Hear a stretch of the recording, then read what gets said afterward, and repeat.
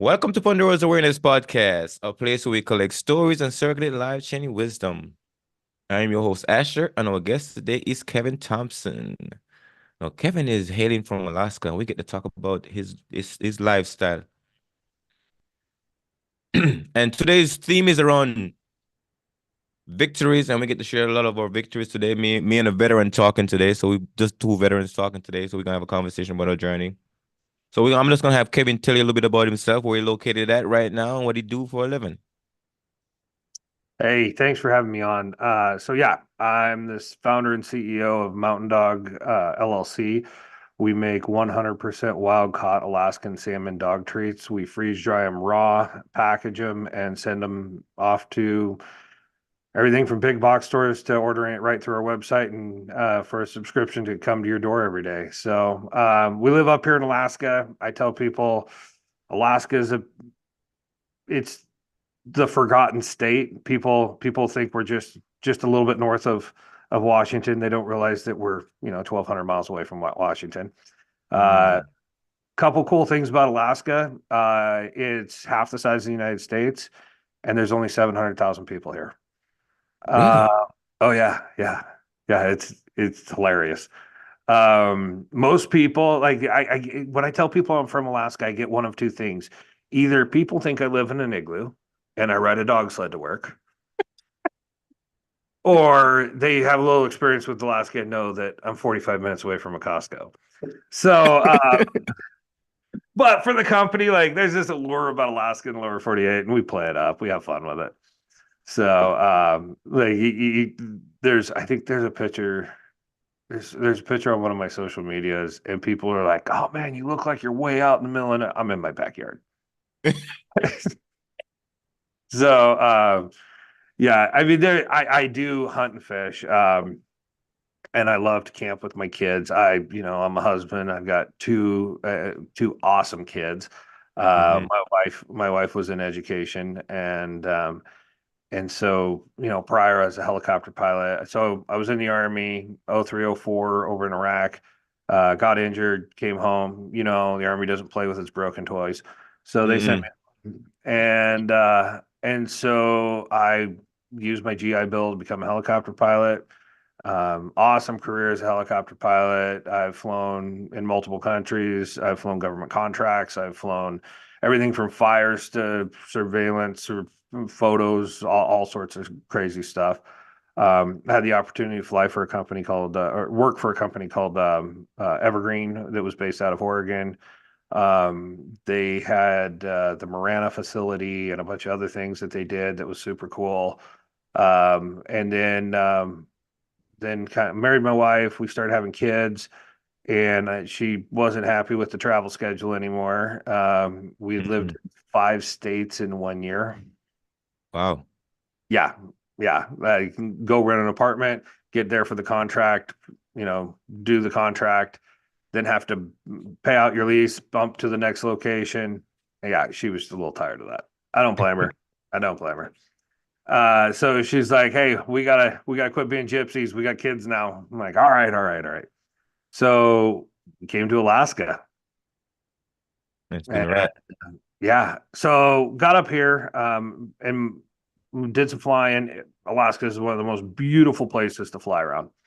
And I ended up contracting COVID-19, and I went to the hospital.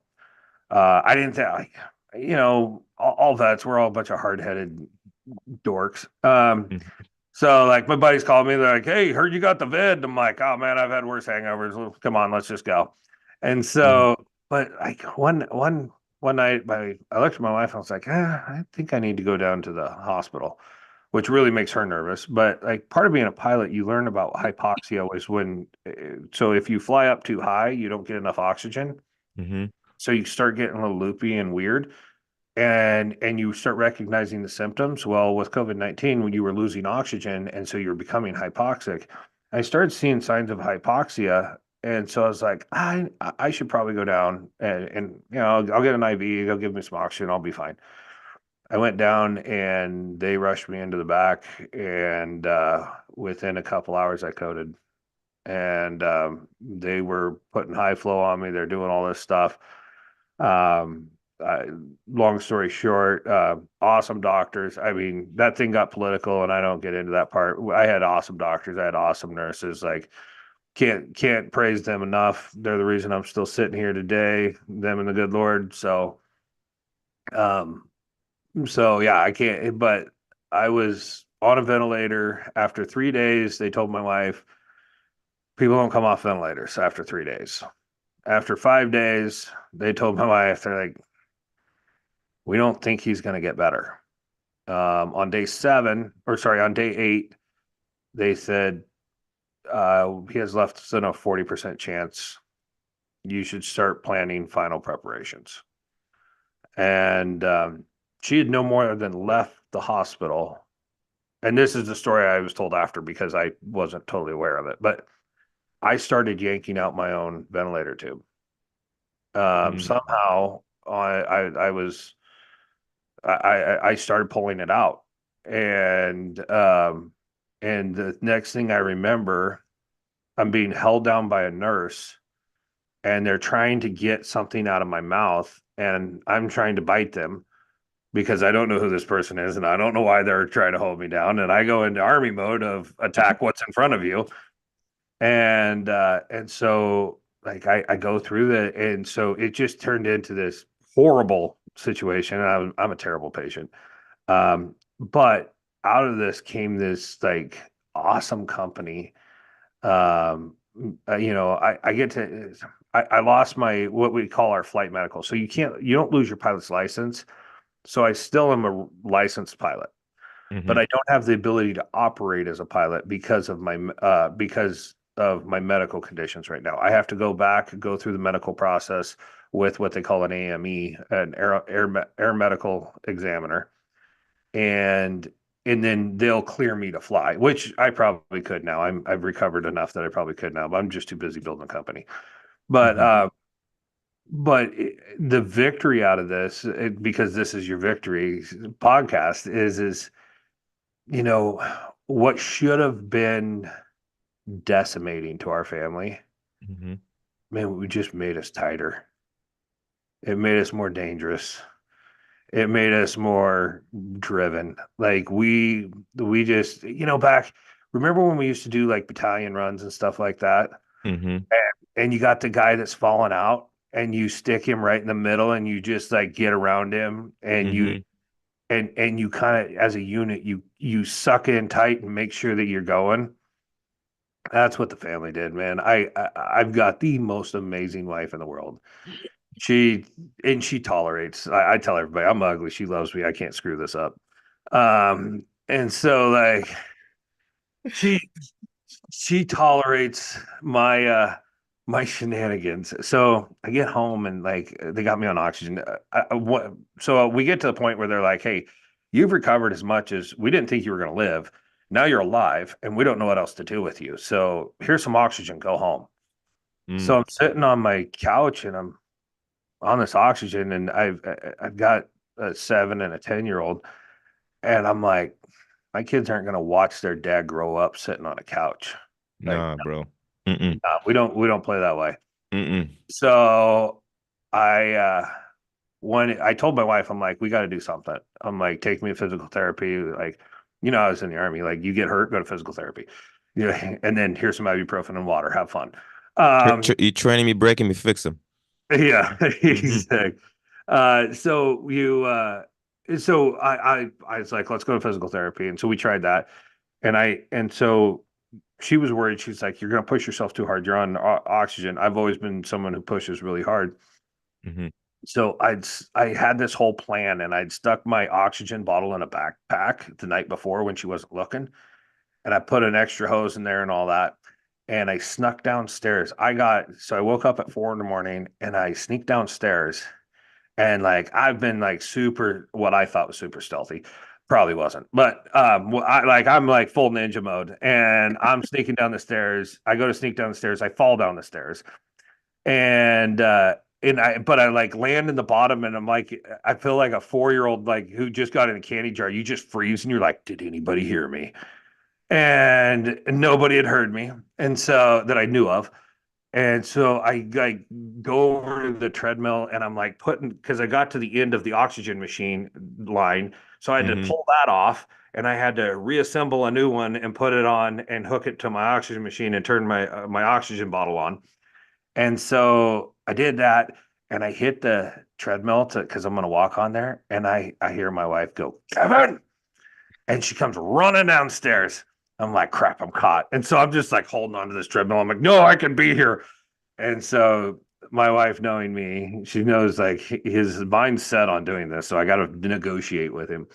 She's like, okay, this is what we're going to do. She's like, put your Apple Watch on. I'm like, okay. She goes, and let it monitor your oxygen. When your oxygen drops below 192, or sorry, below 92, then you have to get off. And like, I was like, all right, yeah, I'll, that's a valid negotiation. So, and not that I had much choice, but she likes to let me believe I'm in charge at times. And so I'm on there. I make it 3 minutes the first day, and so Mm-hmm.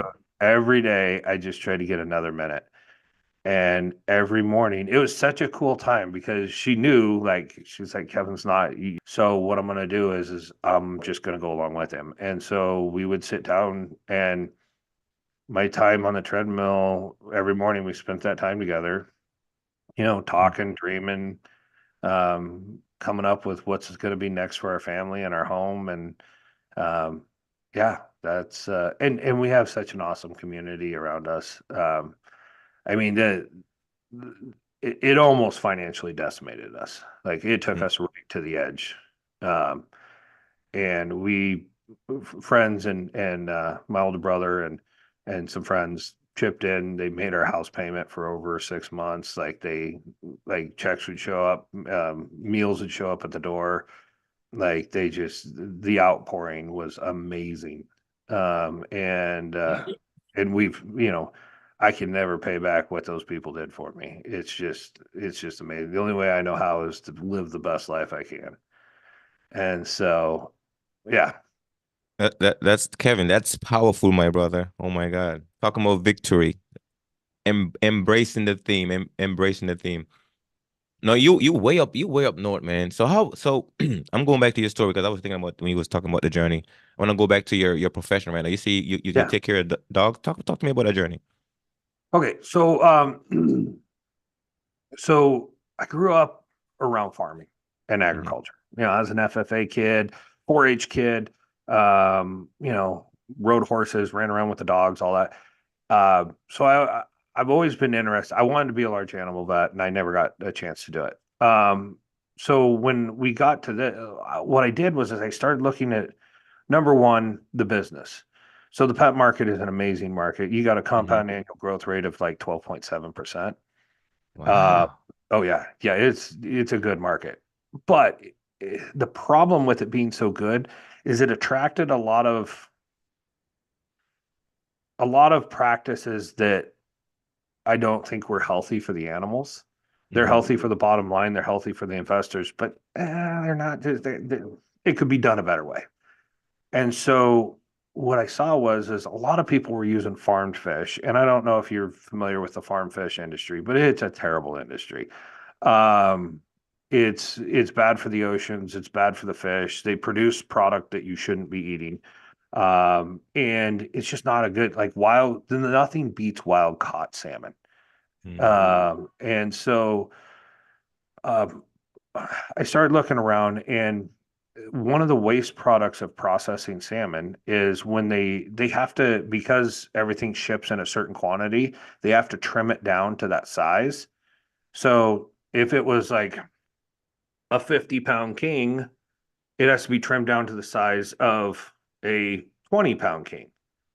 So they have to trim those fillets so that they fit nicely in these boxes. And it's not that they get 50-pound kings, but that's just an example. Mm-hmm. But so there's all this extra trimmings that come from making these fillets. And these are high end, like sockeye salmon fillets that you're paying buco bucks in high end restaurants to get Alaskan salmon. And so they were taking that, they were grinding it up and pumping it back in the ocean because they didn't know what to do with it. Mm-hmm. And so I said, I know I knew how to get in touch with one of the cannery owners. I said, I think I can make something out of this.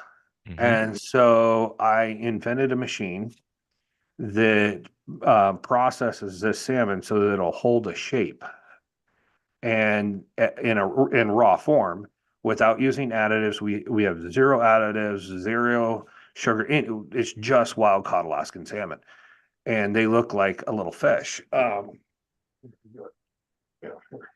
sorry. So this is our packaging, Mm-hmm. and Mm. so we okay, I'll make sure that my wife didn't leave the dogs in the house. You have two dogs on camera real quick. Um, and a cat named Charlie. So this is what they look like. Oh. And So those are for those are fish for dogs. yeah, these are Dog the fish treats. for dogs.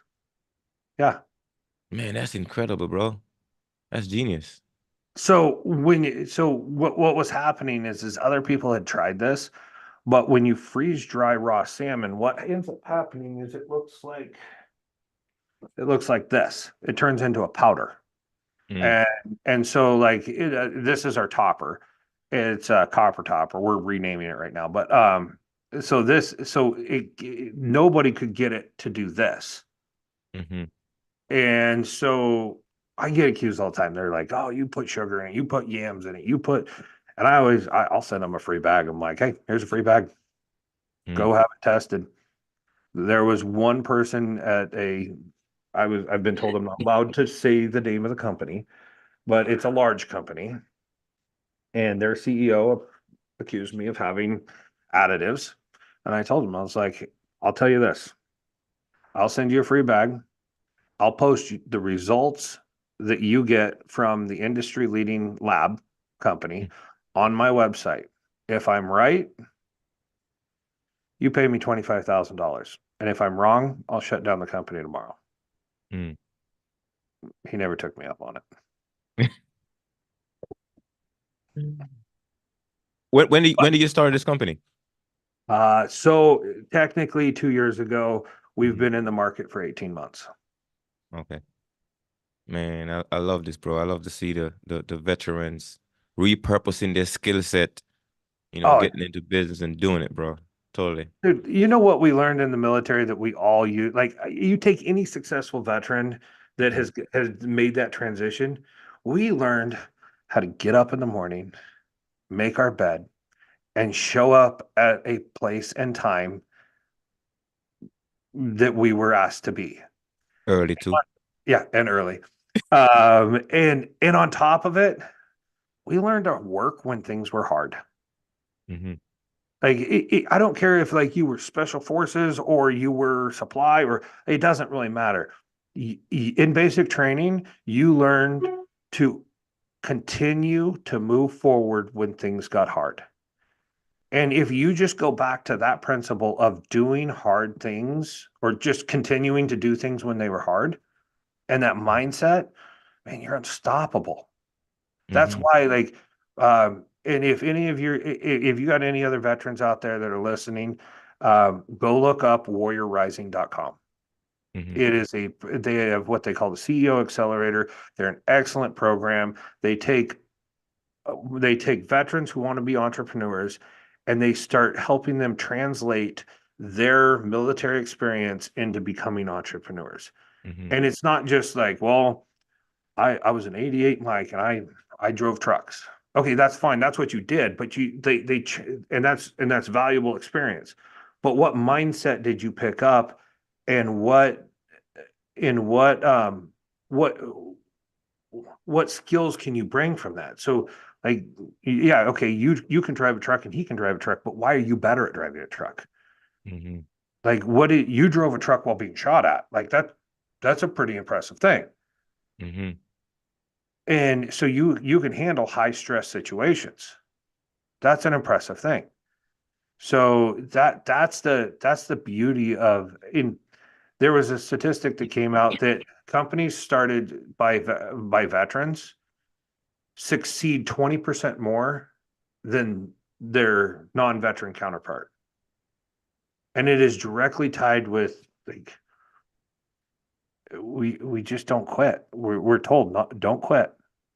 It's always too soon to quit. It's a skill set that not a lot of people understand. Even just comparing, looking at what we learn in the military too, is that we understand what our body can do, how far we can push it, Yeah. right? How much our mind can take, how much it takes to break you. And once when they train you, they break you and they fix you. And sometimes none of us get fixed. Sometimes the military breaking place that you can't fix, right? But Yeah. still, but you understand exactly the potential of your body, how far you can push it. So not then when you was talking about when we got on here early, you was like, yeah, I'm here early. I'm like, yeah, I'm here early too. I'm like, oh, that's something we just don't forget, right? You No. show up early, but you keep pushing, you keep grinding because at the end of the day, nothing beats hard work that is directed at something that's purposeful, meaningful.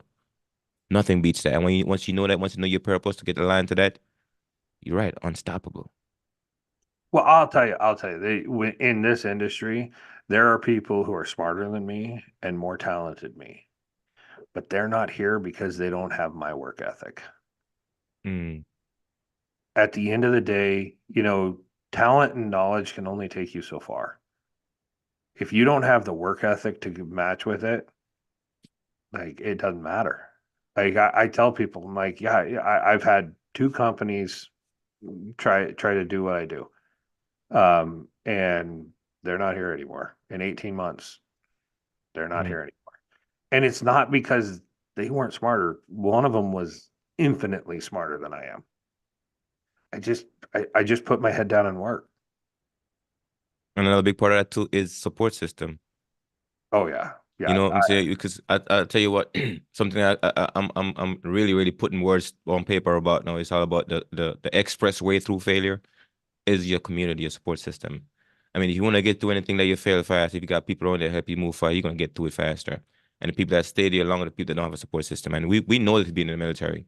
Like when your team is all aligned and ready, the job gets done. But when there's like like disconnection and fighting and whatever, then you don't get done. So the best organized team win, the best organized family thrive. And when you have the right support system, oh my God, a lot you can do. And it's only like after your incident, that support system even got even stronger for you. Oh yeah. Well, and I tell people, I'm like, for me, everybody's got to find their own, but like you should have your top three priorities. Like, and you should be able to spout them off. For me, it's God, family, country. Hmm. Like, and so those are my top three priorities. Like, and I am incredibly blessed to have the life I have. I tell everybody like I get to chase this little smoke show around and she rolls her eyes and gives me a dirty look every time I say it. But I'm like, no, no, that's that yeah, this is what I do. And but like when you get after those and you set those priorities and they're foundational priorities in your life, then it's so much easier to do other things. Hmm. And it's interesting. I was having a good conversation with a friend of mine who's a veteran, and he's one of these high speed guys that went and did all the special stuff. And we just kind of we were sitting there drinking beer actually, and we were discussing life, and I was like, you know what? It was so hard for me until I got those foundational principles because when I was in the army, I was a soldier. Like that's what I do. I'm a soldier. I got Yes. out of the army. I'm a helicopter pilot. That's who I am. I'm a helicopter pilot. And then it wasn't until after I went through the COVID thing that I was like, nah, man, Mm, I'm a father. I'm a mm, husband. I just happen to do this other stuff. mm. And so when I could, Clarity. yeah, getting that clarity of what defines me is it just allowed me to hit a stride I'd never hit before. It's amazing what women do to a man, Oh what yeah. kids do to a man. It's amazing because sometimes when you find the right feminine energy to focus and protect, then the role of a protector becomes so important. So like it feels so good when you're like, okay, I'm here to protect her or them. And then as the feminine energy, keep the family together because I believe these women are way better connected than us. They're way better community builder than us. Oh Like we're yeah. designed to protect the community, but they're built to build communities. So when you have the Hmm. right kind of when you have those folks in your corner, keeping the community together, they feel proud to protect it. Like I would do anything to protect this thing now, this Oh family yeah. structure, and it gives you a lot of purpose now because now like yeah, I'm doing it for her and the kids. You know, I'm Oh yeah. protecting for them. I'm pulling guard for them. Like my 24-hour duty starts now, right? I'm pulling Yeah. duty. I'm on duty. I'm on duty to protect this beauty, right? Hmm. Yeah. Yeah, I'm the blunt object. Like we're joking. I tell people I'm like I'm just the dog on a chain. So like if she lets me off, beware. But she's holding that chain, and so yeah, like she doesn't let me off very often. But yeah. But like on the other side, just like having spend that time with my kids and watching my kids kind of relax, and when you have priorities and they in the family too, like my son, he's 7. He's feeling his oats, and he thought he was going to smart off to his mom. And I mean, she'll take him down, but he thought he was a pretty big dude, and uh, and so he smarted off with him, and it was one of those things like it's time for you to have a talk with dad. And so I sucked him out on the back porch, and I looked at him. I was like, "That's my wife. What would I do to somebody who talked to your mother like that?" And he's Mm, like, "I'm like, so you're not allowed to either." That's mm, my wife. You don't talk to her that way. And he's just like, yes, dad, and went back inside. And I mean, and anytime I've had to discipline the kids, like it always ends with a hug. It's like, okay, you're still mine. We're still like you still belong here. But like we're gonna correct this real quick. And yeah, but it's interesting when you do the reference, that consequences really got really close and made sense to him. He was thinking about, okay, if somebody speak to his mother that way, what would dad do? And like, oh yeah, so that reference really made sense to him. Really connects. Anybody listening? Yeah, that makes sense. No, okay, no, okay, I got you. So you're actually holding back now, which yeah, I appreciate you for holding back. yeah. Yeah, no, he's a good boy. He's a Mhm. really good boy. The one I'm worried about is my daughter, because so my daughter is exactly like me, which is just going to be a nightmare in the teens. She's 10 and she's already thinks she can run my company. Mm, And it's one of those things where it's like, man, I'm like, sweetie, you got so much potential, but I got to hold your reins back just while you're learning these mhm, things. I mean, you got to get the basics before you can, run the big game. My mm, son, such a sweet boy. He's like his mother. And he just like he'll do anything for you. He like we have him in judo, and both the kids are in judo. And like my son goes out there and he's like he'll pick a kid up after he wins, or like he's just so sweet. My daughter goes out there and she's just like an animal. I'm like watch out, like and which is kind of funny because so and I don't know if other mothers who are listening would admit to this or chime in, but like that's her boy.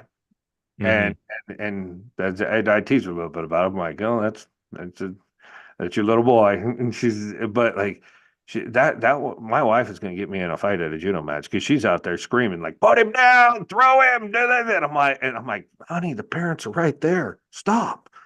Like, dad's going to get up when his kid loses and he's going to want to, like, write it. And I'm not as young as I used to be. But, like, you want to see that woman lose her mind, like, put her in a judo match with her kids, and she's like, mm, like it's a role reversal. I'm like, wait a minute, I'm the loud, unreasonable one. You're the one that brings like clarity. If this switches, like we're screwed. mm. And she's just Wow. it's it's so much fun. I mean, you want to talk about like I'll tell you the number one victory I've had in life is having an amazing family. Hmm. It's so much fun. The thing about a lot of folks in the military, like a lot of us don't even get that opportunity until after we leave it because we've been focused on mission so much. Yeah. And I'm recognizing that too myself, because I do have desire. I'm thinking about it every now and then. It comes across my mind like, okay, maybe I should take another shot at this family thing, back and forth. But Because my daughter, my oldest daughter, she's about to be 18 in a month, in a few Oh months. wow. But I think about it, and a lot of us miss out on it because we were always gone, always moving. With like so much hours we spend awake thinking about the job, the work, the people that we were responsible for, so forth and so on. And then we miss out on the family piece, that bond that we get, that fall in love with your kids the way you're supposed to fall in love with them because, they're around you, around them. But then when you don't get that, then like later on you're like, oh yeah. So I'm picking up on that right now when he was talking. Like you finally got to a place where that thing becomes you have like that stagnant place, that home base setup where you can like really, really build from there and connect. And yeah, that feels good just hearing it coming from you, brother. Yeah, it's we, I mean, I'm so happy we've come to the point where like, women in the workplace, all that stuff and all that, but like there's something so awesome about like having family that is like on the same page and moving together and you know I have like my wife is incredibly intelligent, very well educated, amazing at her job. um and we just kind of work together. It just kind of fits like and through this process of what we've seen in society, like I'm not it's almost like fatherhood has gone away. Mm. Like in looking at the importance of fatherhood, like there's my wife can teach my kids anything in the knowledge base, like 100%. Can teach them. Yeah. And they'll become experts at it. But having a dad who's like, hey, I'll teach you the best Krispy Kreme donuts to go get. I'll teach you the shenanigans to get in. I'll get like you can't have one with the other without the other. You can't overemphasize one or the other. But when you have that in a synergy that's working well, like it's so much fun to see. Mm. And I mean, trust me, my wife and I aren't perfect. We argue with each other all the time. But it's in those moments that like things are clicking and we're out camping and my son's trying to start a fire and whatever. It's like and I'm like, okay, well, you can start a fire, but you have to do it in the fire pit. Like, and I'm gonna show you how to do it. Like, Mhm. those are the fun things. Like, those are the things I would like. I don't care if Mountain Dog goes away. Like, if I can keep doing those things, I tell people I do Mountain Dog because I'm buying time with my kids. Mhm. The faster it grows, faster. Like 5 o'clock happens, and I'm like, poof, I'm out. Like it's time for the kids, and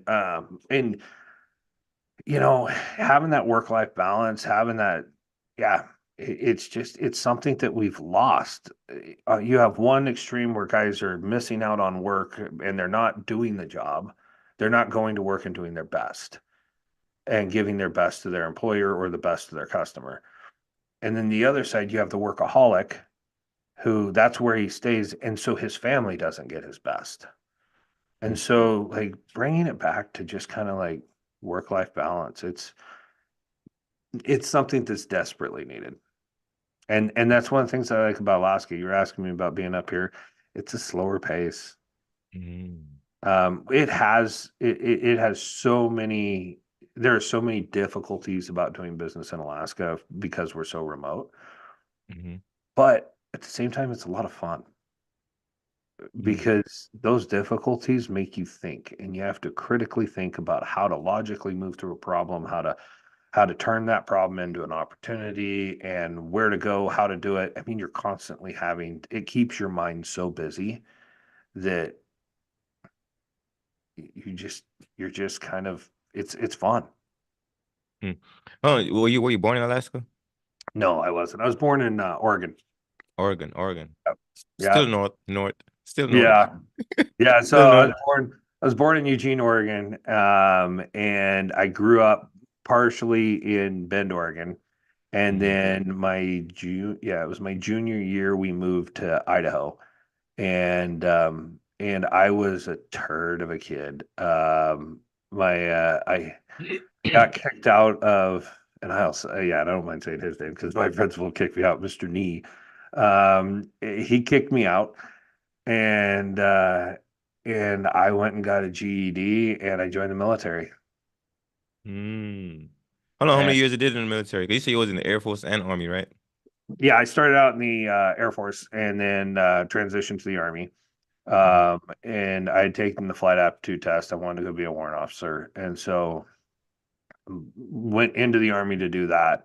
My MOS was changed and I ended up uh, doing for forward reconnaissance for MLS rockets, and then they weren't firing rockets, so they were changing and dispersing us off, and so I ended up working with an MI unit, doing effectively well, technically counterintelligence, but it was more of like route protection and looking for IED makers Mhm. um, and a lot of that stuff. The intel would come in, and then we go. Yeah, the 0304 in Iraq was just That was it that was was just rough a time. different time. Yeah, That was rough time.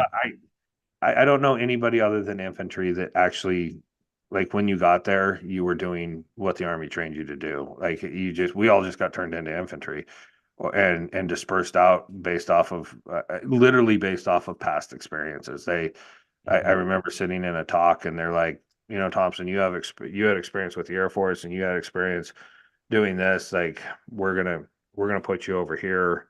We're gonna embed you with this unit, and you're gonna work with them. Mhm.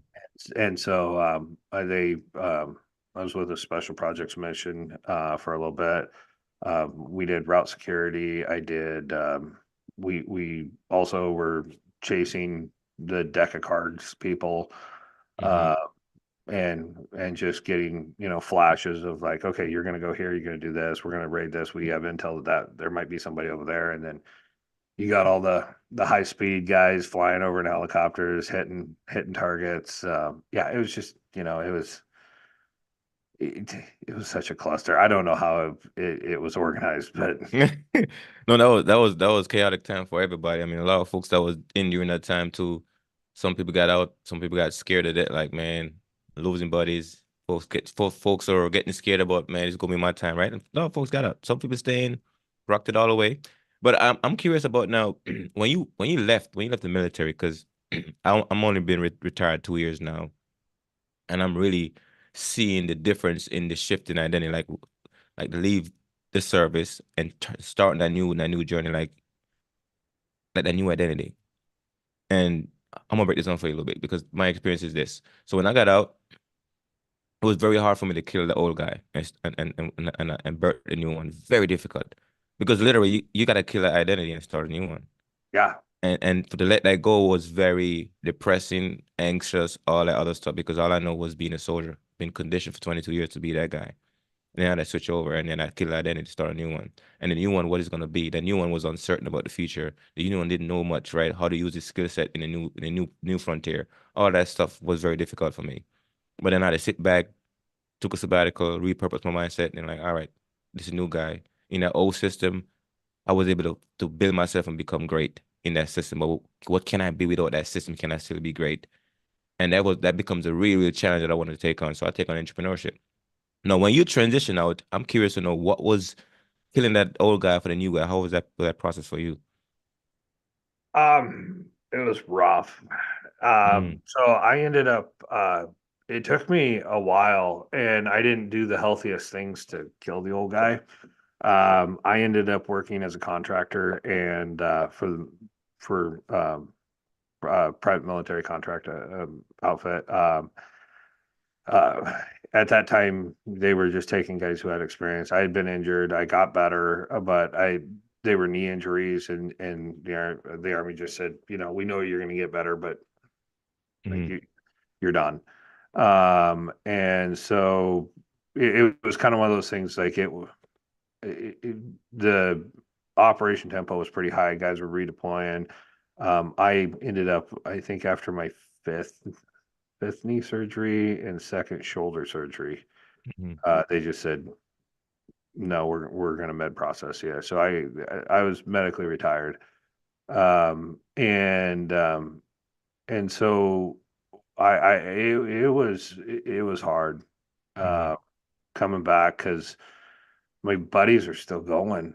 Like, mm, I'm riding a couch and like my buddies are doing the job. And so and so I signed up with a couple different organizations at the time. Um, Ended up with an organization called Evergreen, and did some stuff with them.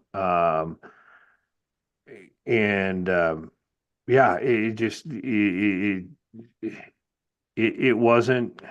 It took me a while, man. And what ended up Mhm. happening was is I ended up getting married, and and really through the process of being married, and my wife and I were almost divorced our second year, Mhm. just because I couldn't set it down.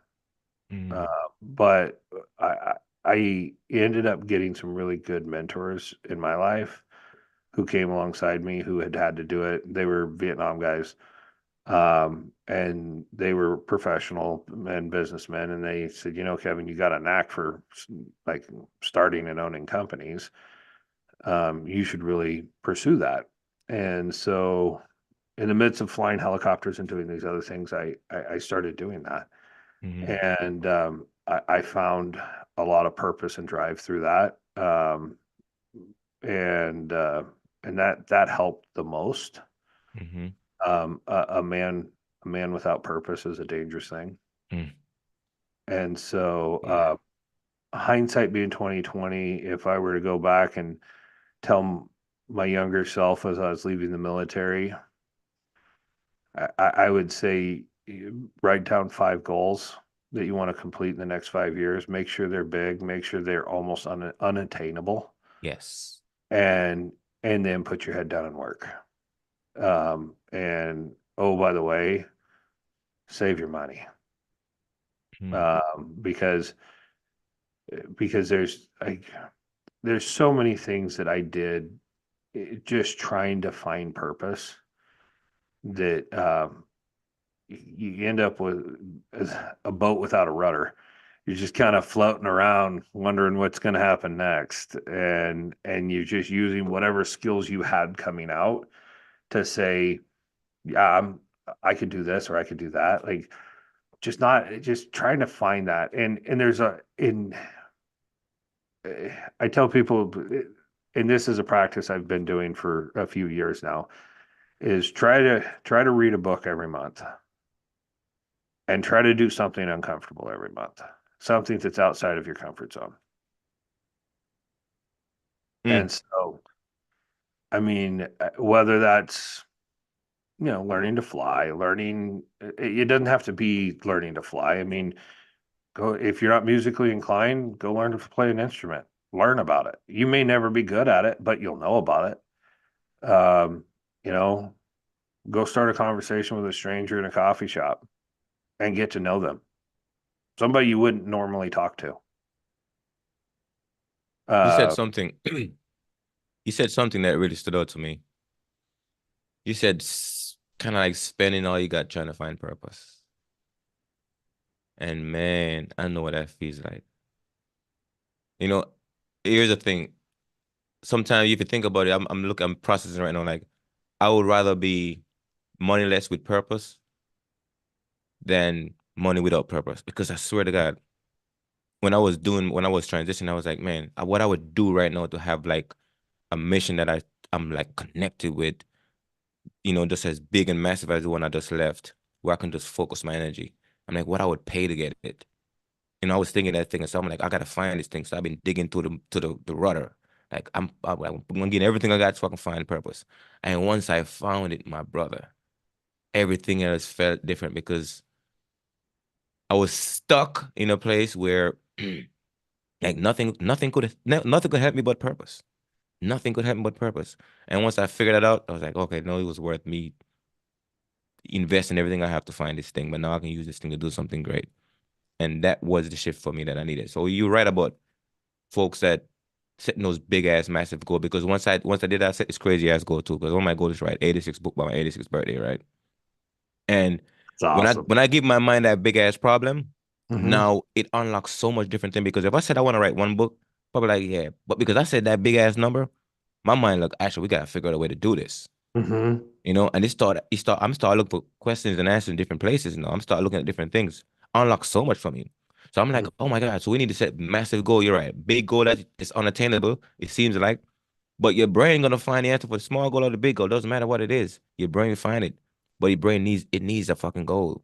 It needs something massive that align with your purpose. And once I figure that out, I can feel the shift. So I would say the same thing what you said. If you get on the military, adapt that learner's mindset because you gotta start learning different things and find that big ass goal you want to chase. And after that, purpose will appear. Well, and one of the things that I tell people with goals is I can't tell you how many times I've set a goal and realized that was the wrong goal. On the way to that goal, I was Mm-hmm. like, wait a minute, that Mm-hmm. goal's not working for me. Don't be afraid to change it. It's not failure. Mm-hmm. Like like the difference between failure and success is who quit and who couldn't adapt and overcome. Mm-hmm. Like we're taught in the military to adapt and overcome. Mm-hmm. Like the we all hear it and most of us have experienced it. Like they have this massive battle plan of what we're going to do when we go in there, and then somebody shoots and everything goes out the window, and you just have to handle with what's like the plan has to adapt. Mm-hmm. And Totally. so like when you're when you're setting a goal, that's why I say set something that seems to be unattainable because along the way you might find that goal changes because you've done the work, you've got into it, and you're like, so when I first started out with Mountain Dog, my idea was to build something that would be sold at REI, that would be like because no one was selling dog treats at REI, and it was going to be this backpacker thing, and it's turned into, and while we still do service to that area, but it's turned into so much more from there that it's my original purpose for the product has probably changed 3 times because we had to adapt to the market environment. Here's a Mm-hmm. classic example. I never thought this would happen to me. So we're selling dog treats and we're doing really well at Whole Food stores and like natural groceries and stuff like that because it's a natural product. Mm-hmm. I had a convenience store chain approach me and they're like, hey, can we sell your dog treats? I'm like, at a convenience store, like next to Mm-hmm. corn dogs? Like, what are you talking about? Don't get me wrong, I like corn dogs, but like, not. I've never bought a dog treat at a convenience store. And a friend of mine who is big into marketing to those groups, he's like, "No, Kevin, you're missing it. These people are traveling with their dogs, and when they go in to get themselves a hot dog or whatever they're going to get, they're going to grab their dog a dog treat too." And I'm like, "Okay." And I remember having a discussion with one of the team members, and he's like, I don't think that's going to work, Kevin. Man, we closed like Rebel Speedway, got 34 stores, and it was just like that. I was Mm-hmm. like, we're on to something here, and we term it the face plant into success within the company.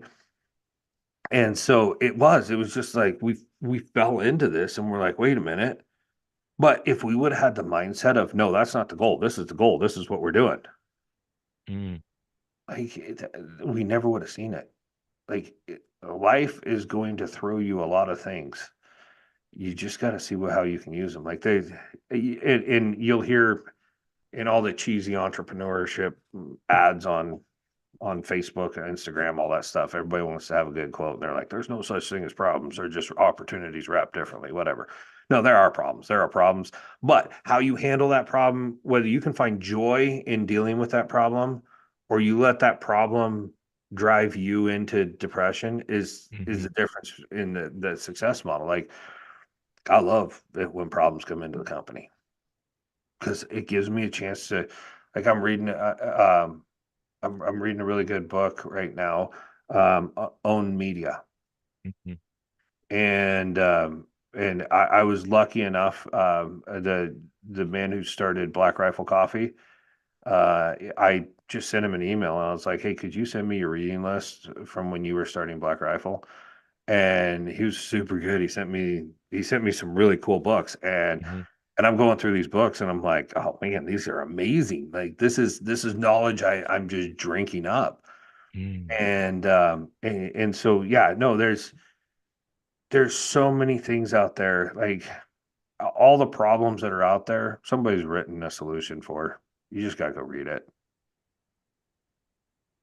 Bro, you're onto something here, man. I'll tell you what. I was just talking to a lady today too. We was talking about like most of the information, like doesn't matter how much information out there, somebody gotta package it, organize it, right? And somebody gotta consume it. And it could be in a book, it could be in audio, it could be in video, it could be in blogs, whatever it is. But somebody still gotta organize all that amazing information that's out there. And it's gonna keep happening over everybody's lifetime. Mhm. So you're right, in books. Like personally, I'm on this journey of reading at least 100 books a year, 1,000 books in 10 years. I started that journey in 2016. I'm telling you, this is the best decision I've ever made in my life Mhm. because all of the folks that are thinking about great things in life and organize their story, they put it in the books. Like somebody got to write it down or record it somewhere. I want to find it. And I'm listening to it. I'm teaching myself. So it's interesting. So when you email that guy and said, send me your reading list when you was doing this at this phase. Interesting question you asked. That's very, very unique. Because now the guy like, oh, I was listening to this thing that changed my mindset. And now we shoot you that thing, and now you're like, light bulbs. Well, because there was a time like, and we're all about it in the military. Like we learn from the ones that came before us. Yes. And so it's a natural tendency for us to say, okay, this is the stage of life I'm in. This is the stage of life my company's in. Okay. Well, Black Rifle kind of did something like that. This company over here, Roughland or one of these others, like they did it in the pet market. He did it in coffee. A couple buddies of my joke were like, if you were a SEAL, you wrote a book. If you were in the Green Berets, you started a coffee company.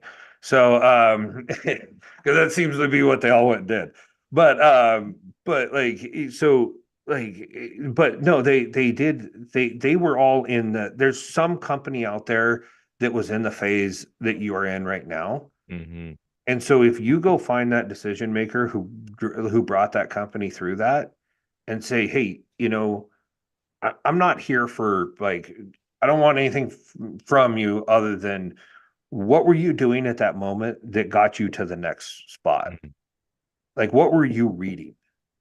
Because all those guys are going to be reading something. Mm-hmm. And I've sent that email out to a bunch of people. He's just the only one that responded. But When like, I needed to. yeah, but like, because we modeled some things after what I saw him do. I was like, well, maybe I like the world already has coffee companies, like, but maybe this model hasn't been used in dog treats. So like maybe I can model some of that and use some of the things he did. And then as they weren't quite working for me, I was like, I'll just send him an email. Like, okay, hey, Mm-hmm. what were you reading? Like, oh, I was reading this. I'm like, oh, sweet. Okay. So I'm peeling through the book. And as I'm reading the book, I'm like, oh man, I totally screwed that up. But Mm-hmm. it's not depressing, it's fun. Like we harass each other in the military all the time. Like you screw up a run, it's just like a soup sandwich, good job. Like way to be the guy to hold us back, like all this stuff. Like we find this like weird sense of humor and failure with Mm-hmm. the military that like I'm reading through the book he gave me and I'm like, oh man, I totally missed that one. I'm like, Mm-hmm. okay, but I can repair that. Okay, now I know how I'm gonna fix it next time. Like Mm-hmm. more than like more like just don't let failure own you. Like you look at it and you're just like, and I know this one's about victory, but like that there's victory in that when you look at something and you're just like, oh, the answer was right there all the time. But now I have it, Mm-hmm. so I can use it. That's victory. Yeah. No, you have it. Like we started the journey way back, talking about where your story began, some of the obstacles you had, some near-death experience you had. And at the end of the day, victory happens because we're still here and we still have a sharp mind and a healthy body that we can still get some more stuff done within our purpose, take care of the family, defend the country. And this last piece I'm gonna close with you on because I was thinking about, I don't know if you probably saw that memo that was talking about recall and retire. I don't know if you saw that memo, that alert message going around. I'm like, man, it's really tough these days where the military is having a difficult time, finding these Gen Z to kind of step up and really, fulfill some of those roles that we have carried that load for a while. That's a generation that needs to step up right now to kind of defend this country, the greatest country in the world, United States Oh of yeah. America. get to defend and protect it. But and I was thinking about what's the disconnect with them not wanting to step up as we did to protect and defend. What are your thoughts? I think it goes back to the family. Ah. I think that our generation and the generation right behind us, and I don't say this to preclude women, but we didn't raise men, Mm. and we allowed a society to say that manliness was bad, Mm. and we were too busy chasing careers or doing whatever we were doing, and nobody stood up and said, no, it's okay to be a man. It's okay to be rough and tumble. It's okay to be a protector, to seek wisdom, to seek understanding, to apply logic, to like we've lost that. And in there's that old saying that good times breed weak men bring hard times bring tough men. It's this cycle. There's a cycle in life going on right now where we had it good and we took our eye off the ball. And so how do we fix it? Don't state a problem without a solution. So um, how we fix it is like what you're doing here, what I do up here, um, grabbing these young men and saying, hey, it's okay. It's okay to have an opinion. It's okay to have a thought. It's okay to be wrong. It's okay for me to say something and be corrected. But it doesn't take away from you. Like if you're like whatever the subject is, if we can teach people how to discuss things not in a political manner, but in a manner seeking knowledge, that's step one. The other step is like, we really need we really need guys like myself and yourself and others to go out there and raise men. Hmm. And that's kind of a esoteric, unfortunately esoteric term today, but it's the truth. Like we need young men and young women who are confident in themselves instead of chasing down all this woke and harmful things that are out there. Like, no, like I want confidence. Hmm. I want these young men and women to have confidence. And part of joining the military gives you a lot of confidence. It does. You know, I mean, you hear veterans talk about it all the time. They're like, "Oh yeah, you want college for free? I'll sign you up right now. Here, this is where you go get it." Best Like, education ever. yeah, and the thing is like we want we've raised a generation that wants the item without the sacrifice. Mm. And so instead of like, okay, I'll go serve my country and for 4 years and I'll get a GI Bill and then I can go to school. And guess what? You're going to be more successful in school because your party years were in the military, and trust me, there's party years in the military. But like when you get out, you're a little more mature. When you walk in and you're sitting in front of a professor, you're not afraid of him. Like he's no drill sergeant. Like who's this guy? Like I'm here to get his knowledge, and so you're not getting pushed around as much. You don't get pushed into ideologies that maybe you don't agree with because you're afraid to write something that the professor didn't like. You have that confidence in you, and trust me, like girls like confidence. For the guys out there, like you go spend a little time in the military, you come out, you walk different, your head's different, your shoulders are stacked a little different. Like you got some confidence, and um, yeah, it's a good thing. Mm. That was very, very clear and straightforward, brother. Appreciate you sharing that because I was thinking about it, what popped up for me was leadership too, because sometimes people are afraid to lead. And there's something I think I read this definition saying a leader is somebody that take risk and be right some of the time. Oh And if you yeah. and if you're open to taking risks and be wrong some of the time and be right some of the time, then you would do stuff that's value added. And you would take risk into doing things to gain more confidence because confidence comes from the successful thing that you do in the past. And you take that energy of that success and apply it to the new thing you gotta do in the future. And right away, life becomes a lot more easier. So that what popped up for me when you was talking. Yeah. You know, my one of my favorite quotes is actually from Winston Churchill. It Mm, says, "Success is stumbling from failure to failure with no loss of enthusiasm." I love that one. I love that one. And that's the thing is it like that's the only way you get victory is like fail and fail often, but do it with enthusiasm. Hmm.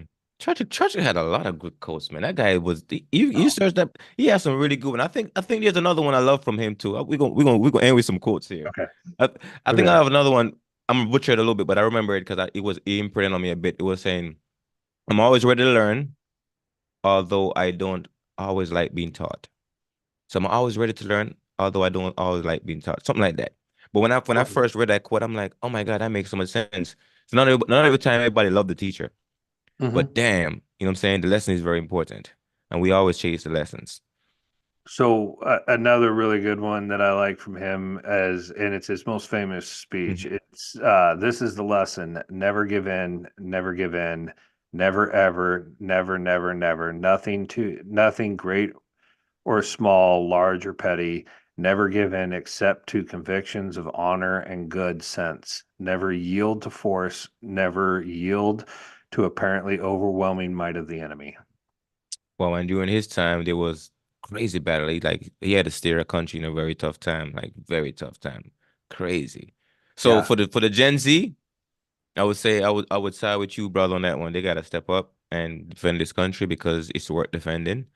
A lot of your folks, the folks generation before them, did it and carried the burden of it and create this life that they enjoy right now with all these options and opportunity to say yes and say no to things. But still, if they don't defend this country, that means other people gonna intrude in this land, and then guess what happened? A lot of rules gonna change, and the rules that you enjoy so much right now, those gonna get changed because what different authorities in place right now, different influences happening. So defend Well, and it. we gotta phrase it as, from have to get to. Hmm. Hey, you get to defend this country.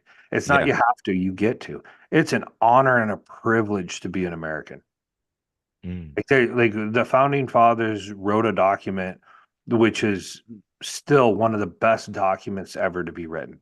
Hmm. We have given more freedom and more peace to the world than any other nation has ever done. Hmm. We we have the people who have come from, like, we're a melting pot. They call us around the world. They call us the Great Experiment because Hmm. it doesn't matter where you come from. We put all these different cultures together on this ground and said, build something cool, and Yeah. we built something cool. And in this, and that's the beauty of this. Like, we can sit here and disagree, and neither of us have to go to jail or worry about the police showing up. It, like, we might be heading that way, but like Hmm. we're like, honest discourse is still valued. We Mm. built a country where we can have honest discourse without fear. We built a country where, like, we're here. You've got a black guy and a white guy, one guy from Jamaica, another guy from that lives in Alaska, Yeah. and like, we're sitting there. Our common bond is our service to our country and how much Yes. we loved it. Some people they don't understand how much camaraderie in the military between cultures because that's one of the best melting pot that I've seen. Because when I first moved here, like in the military, everybody like to your left and your right doesn't matter where you're from. Like we're Oh working on yeah. the same mission. We're protecting the same thing and we're taking care of each other the same way. Like that was my best experience. The best melting pot to be part of is what's in the military community. Oh They yeah. gotta experience that piece of it. Yeah. No, no, and I remember one of my sergeants, he told me, he's like, we don't worry about race here. We don't worry about any of that stuff here. He's like, because you know what? Mm-hmm. If you're a white dude laying on the ground being shot at, and the black dude comes over and tries to help you and firing back, you're not going to go, "Hey, can you go back and get the white guy?" It's like, no, no, a brother's a brother, My and brother. it doesn't matter whether like when the bullets are flying, nobody cares what you look like or what your political beliefs are. They want the guy who's going to fight back, Mm-hmm. and it builds a bond. Like I Mm-hmm. said, I mean, you have guys paying $18,000 for Mm-hmm. 72 hours of military style training as entrepreneur Yeah. leadership deal. Like we went and did it, and because there's such a value, people see the bond that like you can spot a soldier, and we Mhm. spot each other all the time, Yeah. and we'll be in civilian clothes doing our thing, and it's like, no, that guy served. That guy said Yeah, and you just a see it. different rhythm.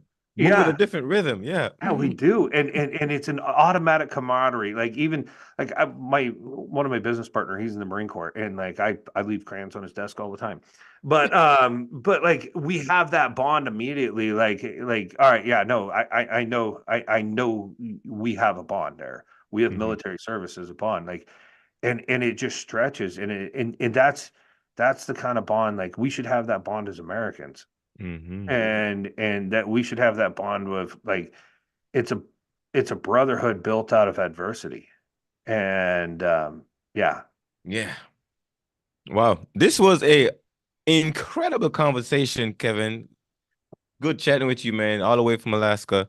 I'm over in Connecticut right now, just kind of Yeah. enjoying the weather too, enjoying the family life Yeah. a little bit. But yeah, we're gonna close down a little bit. Okay. And any shout out, any giveaway, any takeaway from this conversation you want to wrap up with that you want to share? Well, just thank you for having me on. Hmm.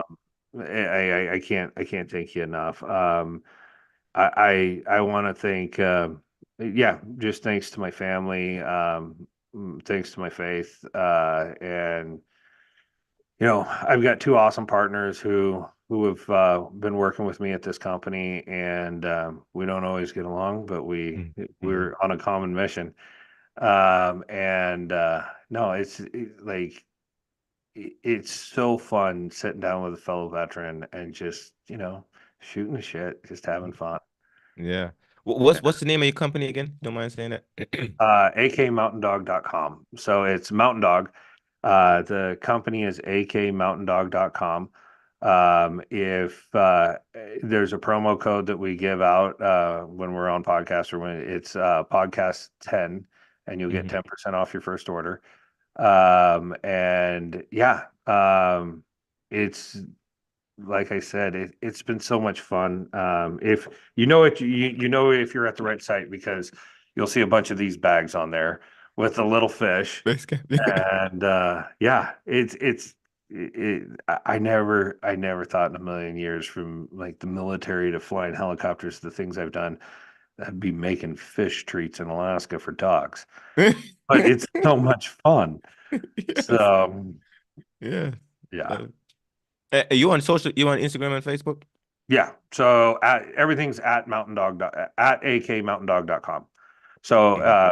all my socials are at AK Mountain Dog. You can find us on Instagram, Facebook. We're getting ready to launch two new products. Keep out watch, because we're going to do some giveaways with. I think we're going to give away like a year's worth of treats, Hmm. and some for the dog lovers out there.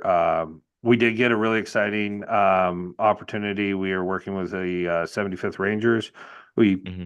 we were testing out with their kennels, and they really liked them, and they've placed their first order. Nice. So Congratulations. we're just yeah, used by the military, used by dog professionals everywhere. It is literally the best thing you can feed your dog. Boom. And with that, ladies and gentlemen, you listen to the Pandora's Awareness podcast, or say Pandora's Awareness podcast, a place where we collect stories and circulate life sharing wisdom. And you got some wisdom from my brother, Kevin Thompson, here, all the way from Alaska. And it's your host, Asher. Don't make it an awesome day.